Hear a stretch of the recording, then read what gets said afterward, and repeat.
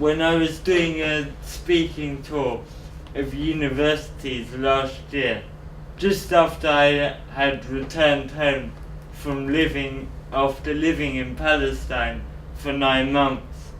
I spoke a lot about the story of the Hanun family, the Palestinian family I have been living with in East Jerusalem last summer, when they were evicted from their home to make way for American and British settlers, people not with a Middle Eastern heritage, but with New York and London accents, and with American and British passports.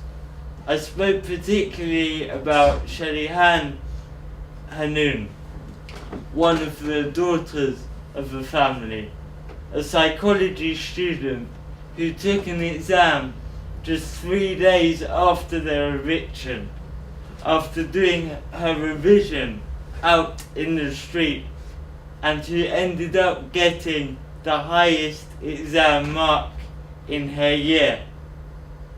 Now, around a month ago, I remembered Shalihan's smile when she got her result. I remembered her smile as I was standing on the roof of the Conservative Party headquarters.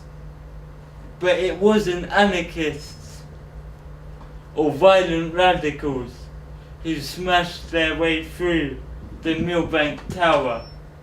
It was the 16-year-old students, like my younger brother, who was standing on the roof beside me, who came armed with nothing more than a bicycle fitted with a sound system, and who refused to have their future smashed by a government made up of individuals who care about no one but themselves and the elites keeping them in power.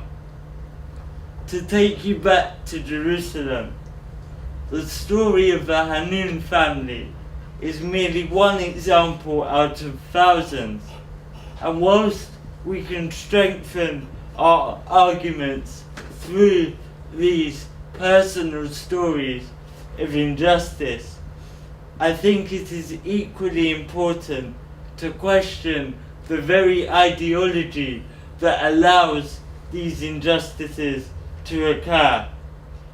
The reason I often talk about the story of the Hanun family is because their eviction was condemned from every level of power. It was condemned by the UN. It was condemned by the EU. It was condemned by the American consul in Jerusalem. It was condemned by our own British consul in Jerusalem. It was condemned by the Swedish ambassador in Jerusalem, the Czech ambassador in Jerusalem. Yet, the eviction went ahead, as the Israeli government had planned all along. So, what does this show?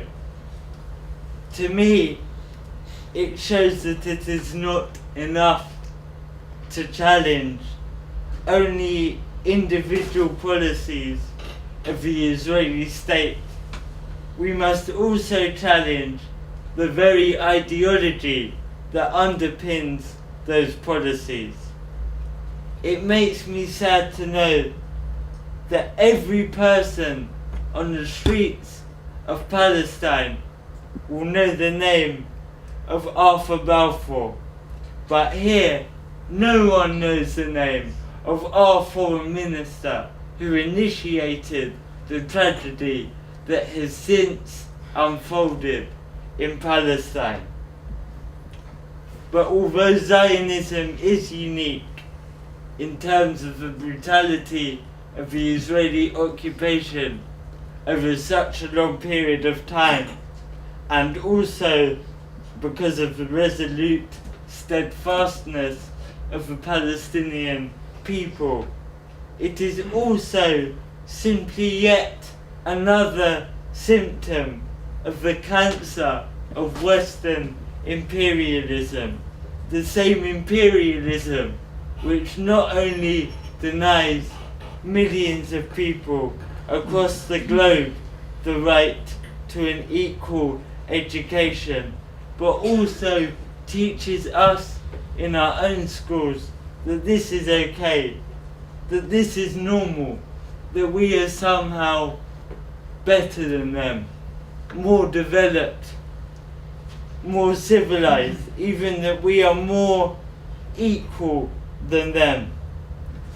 We need to combat the ideologies of Zionism and imperialism, the ideologies of supremacy and inequality, with a political ideology of our own, an ideology which stipulates that all people are equal, irrespective of race, religion, wealth, family background, gender, or physical ability, and that all people are equal, all people are entitled to an equal education, whether you are a Palestinian living in Jerusalem, a Kashmiri living in India, an Afghani living under occupation, or a student living in London. John Pilger, a journalist I hugely respect and admire, recently wrote that we must prepare for a rebirth of the only thing that works: direct action.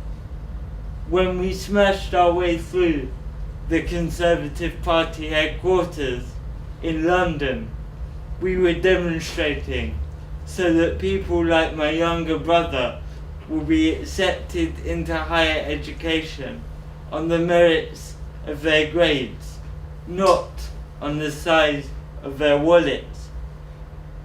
We believe that all people are equally entitled to a free education, just like every single member of the British government had in his or her younger years.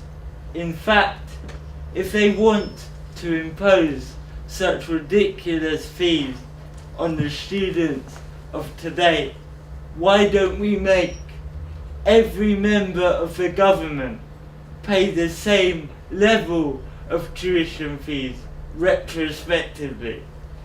However, the principle of a universal right to education should apply not only to every person in the UK, but to every person in the world.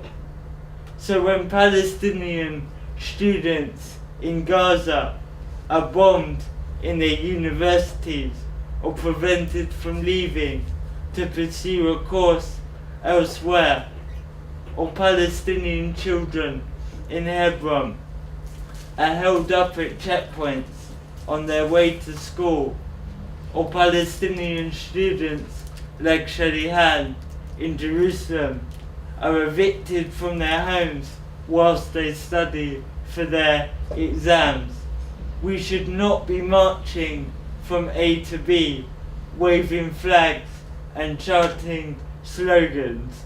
We should be marching to the shops and the supermarkets and the institutions that support the occupation of Palestine and shutting them down, as Malcolm X might have said, by any means necessary. I do not condone individual acts of violence against people, but just as Palestinians have every right to rise up against the state of Israel which oppresses them, we have a right to rise up against the British state. We all have a right to an education, not dictation from the coalition of condemnation. Why am I an activist? Because every one of us has a duty, a moral duty, to stand up and to speak out for those who do not have a voice. Thank you very much.